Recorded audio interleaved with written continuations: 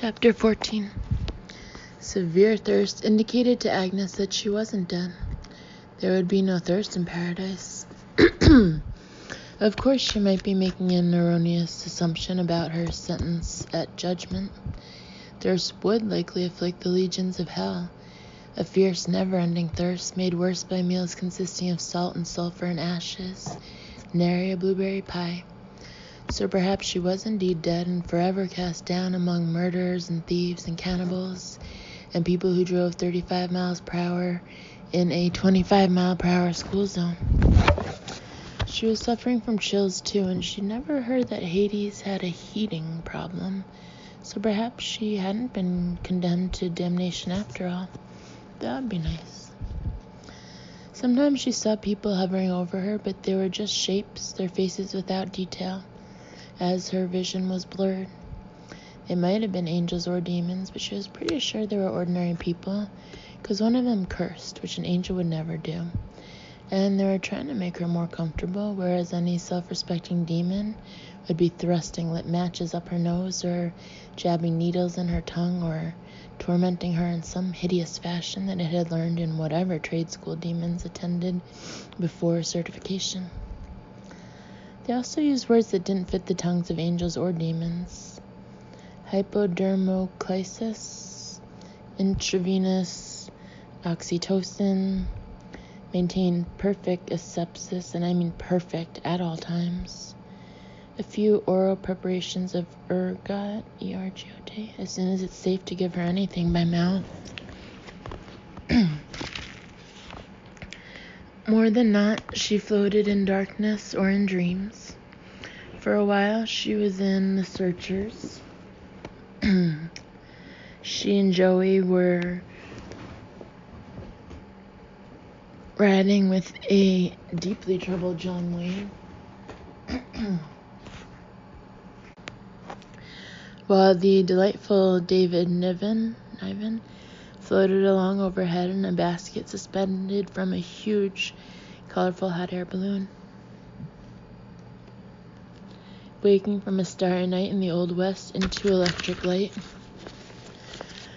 gazing up into a blur of faces, suns, cowboy hats, Agnes felt someone moving a piece of ice in slow circles over her bare abdomen.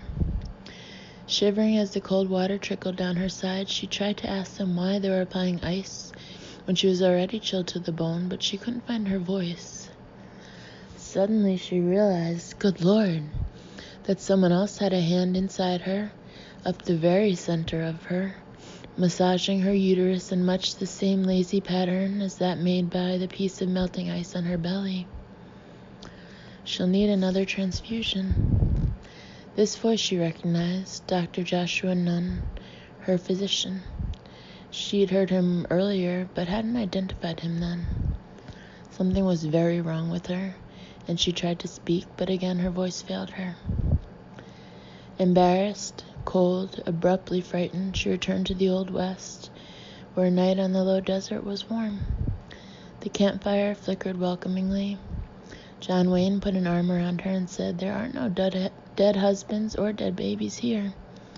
And though he intended only to reassure her, she was overcome by misery until Shirley MacLaine took her aside for some heart-to-heart girl talk.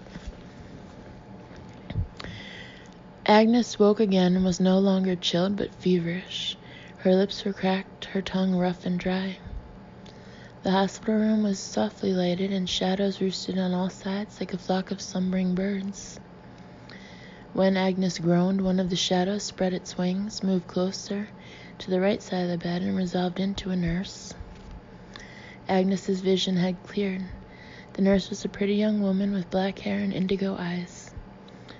"Thirsty," Agnes rasped. Her voice was Sahara sand abrading ancient stone, the dry whisper of a pharaoh's mummy talking to itself in a vault sealed for 3,000 years. "You can't take much of anything by mouth for a few hours yet," said the nurse. "Nausea is too great a risk. Retching might start you hemorrhaging again." "Ice," said someone on the left side of the bed. The nurse raised her eyes from Agnes to this other person.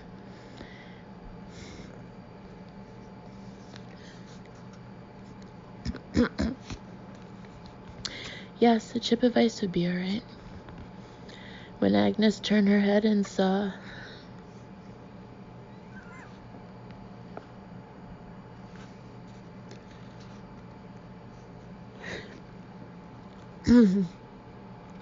Maria Elena Gonzalez, she thought she must be dreaming again.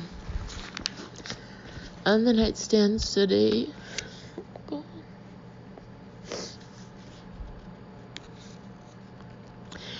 stainless steel carafe, beaded with condensation.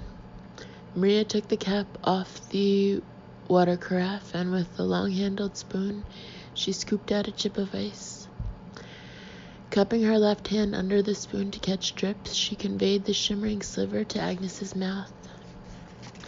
The ice was not merely cold and wet, it was delicious, and it seemed strangely sweet, as though it were a morsel of dark chocolate. When Agnes crunched the ice, the nurse said, No, don't swallow it all at once. Let it melt." This admonition, made in all seriousness, left Agnes shaken. If such a small quantity of crushed ice, taken in a single swallow, might cause nausea and renewed hemorrhaging, she must be extremely fragile. One of the roosting shadows might still be death, holding a stubborn vigil. She was so hot that the ice melted quickly. A thin trickle slid down her throat, but not enough to take the Sahara out of her voice. When she said more. "Just one," the nurse allowed. Maria fished another chip from the sweating carafe, rejected it, and scooped out a larger piece. She hesitated, staring at it for a moment, and then spooned it between Agnes's lips.